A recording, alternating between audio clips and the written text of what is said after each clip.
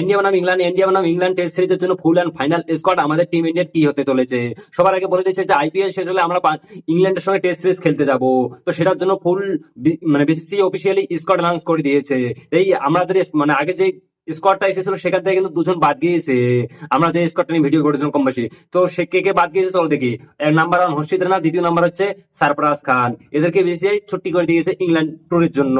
কথা হলো যে এখন চলে এসেছে আহ কে কে রয়েছে স্কোয়াডের মধ্যে, তো চলো দেখেছি। সুমন গিল ক্যাপ্টেন্সি করবে এবং ভাই সেও খেলবে। শুভমন গিল নাম্বার 1, আর 2 নম্বরে হচ্ছে ঋষভ পান। এখন অনেকে বলবে যে ভাই ঋষভ পানকে চান্স দেওয়া হলো কেন, ঋষভ পান তো ফর্ম খারাপ, সেটা নিয়ে পরে আসতেছি। তার 3 নম্বরে থাকবে যশস্বী জয়সওয়াল, রাহুল, সাই সুদর্শন, সাই কিশোর, রেড্ডি, জাদেজা, জুরেল, ওয়াশিংটন সুন্দর, শার্দুল, জসপ্রীত বুমরা, সিরাজ, কৃষ্ণা, প্রসিদ্ধ কৃষ্ণা, কুলদীপ, আকাশদীপ, অর্শদীপ, এই কয়জন থাকতে চলেছে, এই 15 জন। তো কথা হলো যে এখন ভাই ঋষভ পানকে কেন অধিনায়ক মানে ভয়েস ক্যাপ্টেন করানো হয়েছে। ভাই ঋষভ পান আমরা যদি দেখি তার আইপিএল হয়তো পারফরমেন্স খারাপ, কিন্তু সে টেস্ট ক্রিকেটে একজন খুব ভালো ক্রিকেটার, এই জন্য হয়তো বিসিসিআই তাকে অধিনায়ক মানে ভয়েস ক্যাপ্টেন করেছে।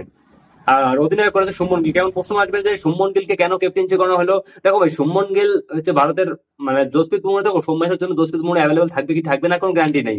তার কারণ জসপ্রীত বুমরা যে রয়েছে, হ্যাঁ জসপ্রীত বুমরা হচ্ছে এমনিতে ফাস্ট বোলার, আর একটা ফাস্ট বোলার মানে খুব চাপ হয়ে যায় ক্যাপ্টেন্সি করানো, প্লাস তোমাদের বোলিং করানো খুব চাপ হয়ে যায়। ওই জন্য অ্যাভেলেবেল জসপ্রীত বুমরাকে যদি বেশি করে বল করে তাহলে তো অস্ট্রেলিয়া টুরে কি অবস্থা হয়েছিল আমরা কম বেশি সবাই জানি।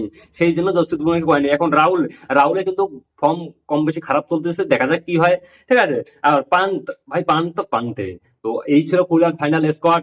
তো আজকের জন্য এটাই, বাই বাই।